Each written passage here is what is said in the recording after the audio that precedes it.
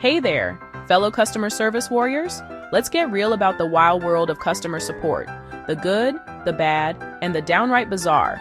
If you've ever been yelled at by a stranger on the phone because their package arrived a day late, trust me, you're in the right place. We're about to dive deep into the trenches of customer service, exploring all the reasons why it can sometimes feel like the most thankless job on the planet. But hold up, don't go quitting on me just yet. This isn't just about venting. Though a little venting never hurt anyone, we're talking practical tips, mental hacks, and a whole lot of real talk to help you conquer those calls and reclaim your sanity. Aqui pode foi cross. Okay, let's address the elephant in the room, or should I say, the angry caller on line 1. We've all been there, right? You pick up the phone, all sunshine and smiles, and bam! You're hit with a verbal grenade because someone's coffee machine stopped working. First things first. Remember this. It's not you. Repeat after me. It's not you. It's the broken coffee machine. People project their frustrations onto the first person they can reach, and unfortunately, that person is often us, the brave souls of customer service. But here's the secret weapon: empathy. When you approach a situation with empathy, you're basically putting on emotional armor. You're saying, I hear you, I understand you're frustrated, and I'm going to help you. And you know what? Most of the time, that's all it takes to de-escalate the situation. Let's be real. Customer service can sometimes feel like Groundhog Day. The same questions, the same complaints, the same scripts. It's enough to make anyone's brain want to check out and scroll through social media all day. But don't worry, I got you. First things first, find ways to break up the monotony. Can you switch up your tasks throughout the day? Maybe chat with a colleague between calls. Even small breaks can make a big difference. See how quickly you can resolve an issue or challenge yourself to learn something new about your company's products or services. You're not a robot, even though it might feel like it sometimes. So find ways to engage your mind and keep things interesting. Okay, let's talk about those lovely performance metrics. You know, those numbers that hang over your head like a dark cloud, constantly reminding you that you need to be faster, better, more efficient. Look, I get it. Metrics are important, but they shouldn't make you feel like you're one bad call away from losing your job. First and foremost, have an honest conversation with your supervisor. Are these metrics actually achievable? Is there anything that can be adjusted to make them more realistic? You'd be surprised how many managers are open to feedback. Second, focus on what you can control. Concentrate on providing excellent customer service, and the numbers will naturally follow. And most importantly, remember, you are not defined by a metric. Let's be real, customer service can be emotionally draining. You're constantly dealing with other people's problems, often absorbing their negativity like an emotional sponge. It's no wonder so many people in this field experience burnout. But fear not, my friends, there are ways to protect your peace and keep your sanity intact. First and foremost, set boundaries. This means learning to detach from the emotions of the caller. Remember, their anger is not about you, it's about the situation. Prioritize self-care. This looks different for everyone, but it could mean taking breaks throughout the day, exercising after work, or indulging in a relaxing hobby.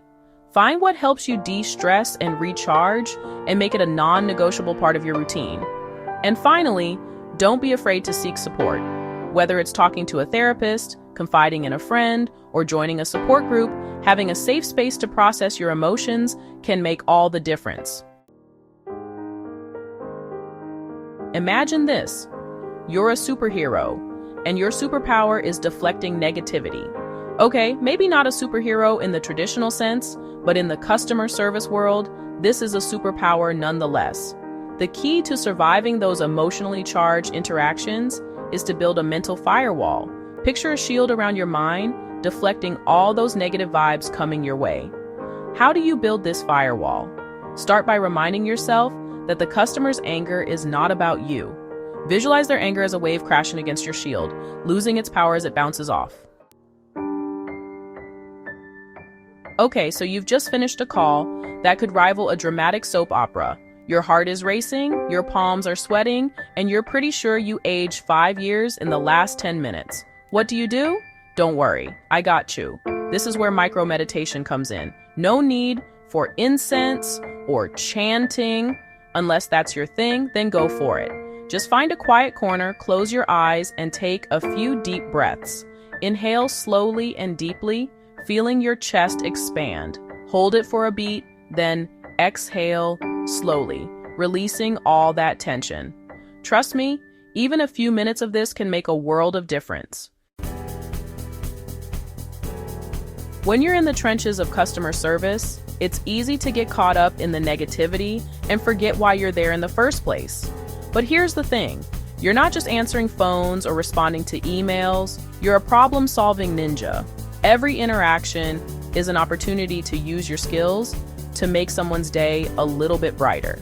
You have the power to turn a frustrating situation into a positive one. And that's a pretty amazing superpower if you ask me. So the next time you're feeling bogged down, remind yourself of your mission. You're here to help people. Listen up, my ambitious friends, because this one's for you. Customer service might not be your forever career, and that's totally okay. But here's the thing. The skills you learn in this job are valuable assets that can help you land your dream job. Think about it. You're a master of communication, a pro at problem solving, and you can handle difficult people with grace and diplomacy. These are skills that employers across all industries are looking for. Highlight those transferable skills. Use specific examples to demonstrate how you've excelled in communication, problem solving, and conflict resolution.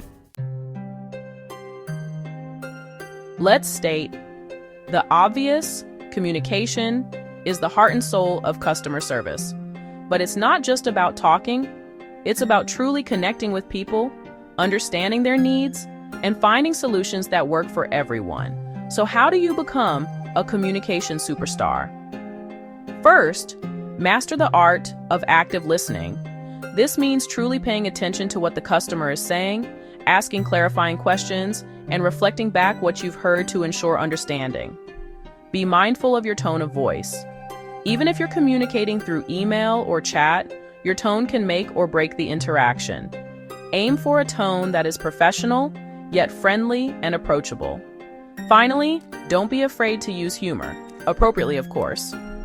A well-placed joke or lighthearted comment can diffuse tension and build rapport. Active listening. It's not just about hearing the words, it's about truly understanding the message behind them. Think of it as the difference between listening to a song and actually feeling the music move you. So how do you become an active listening pro? First, pay attention, put away distractions, silence your phone, and give the customer your undivided attention. Next, ask clarifying questions. This shows that you're engaged and genuinely interested in understanding their perspective.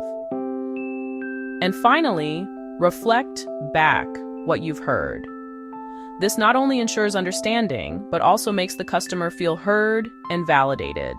Remember, active listening is a skill that takes practice, but the rewards are well worth the effort. Customer service isn't forever. It's a launching pad, not a life sentence. Every call, every chat, every email is an opportunity to build skills, save money, and plan your next move.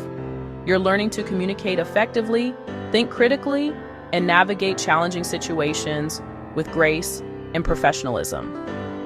Your current position is not your final destination.